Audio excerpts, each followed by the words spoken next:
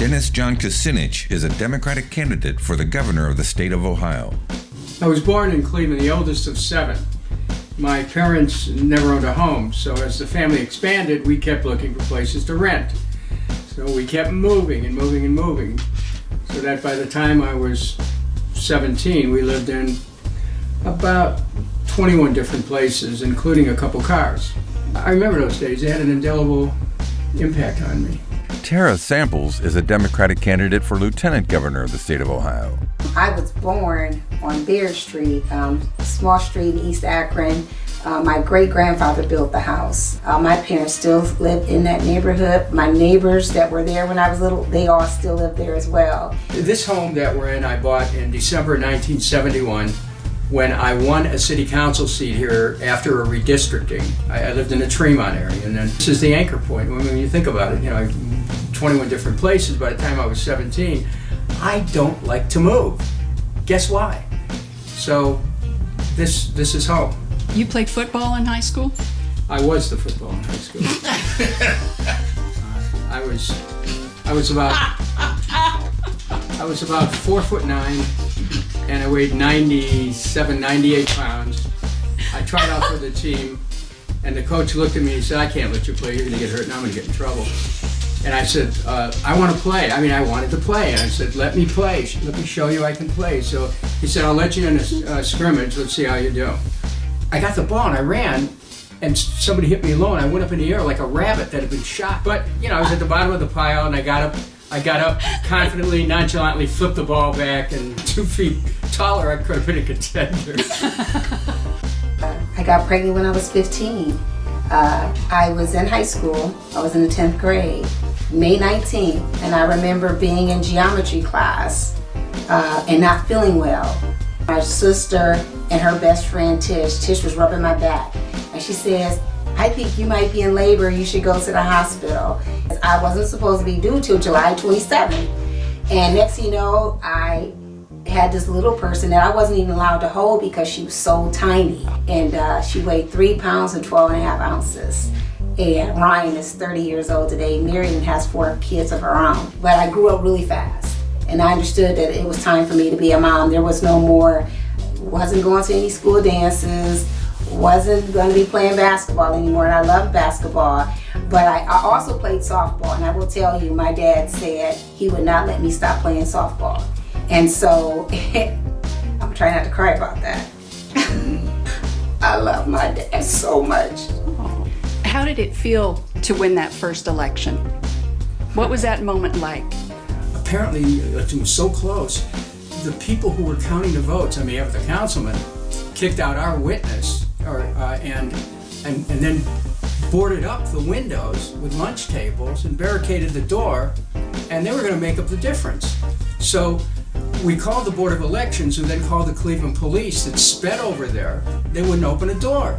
So one of my campaign workers tore the door off the hinges. The police rushed downstairs, put everybody under temporary arrest, impounded the ballots. It was like a Elliot Ness bootleg raid, and I won by 16 votes. I just remember just watching TV with my grandmother and watching these law shows, and I'm like, I'm gonna be a lawyer, and then I'm gonna go to Washington D.C. and I'm gonna make laws.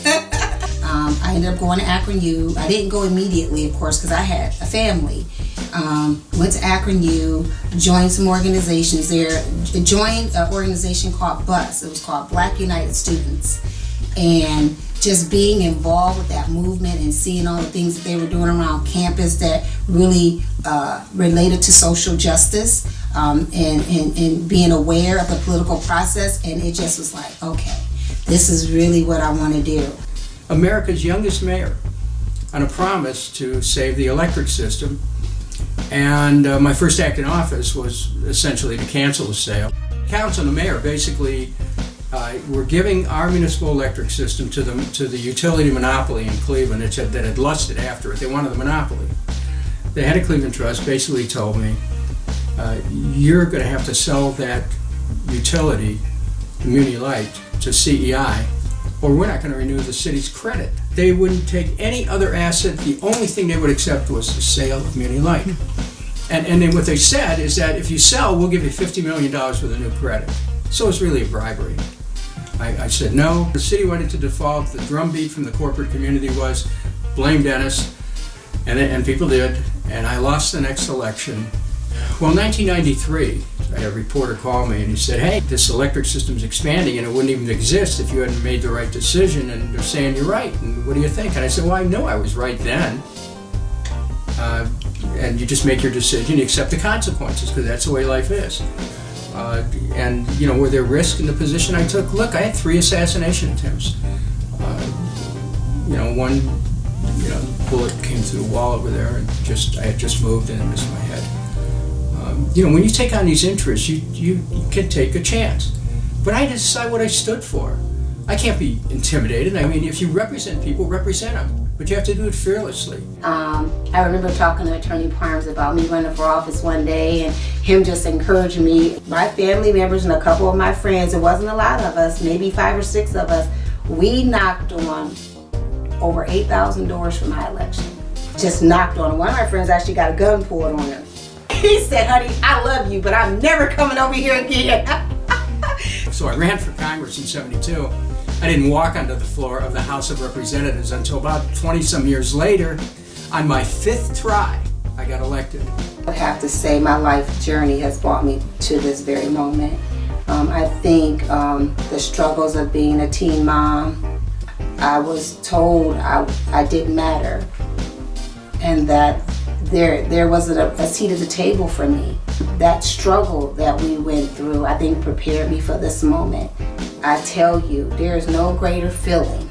There is no greater feeling to be able to say, I matter and I count for something, even when those people discounted me. And that's important. That's important to me, and it's important to my children. With all the experience I've had as a city councilman, clerk of the Cleveland Municipal Court, mayor of Cleveland, state senator, 8-term member of Congress, presidential candidate, being involved internationally all the way to this neighborhood, I can tell you I am ready. And if people want someone who's independent-minded, who has the ability to take a stand, who isn't afraid, who understands what people go through, as my running mate does, we are ready. And if you want somebody who's ready, let's make it happen. Ladies and gentlemen, please welcome our next Lieutenant Governor and Governor for the state of Ohio, Tara Samples and Congressman Dennis Kucinich.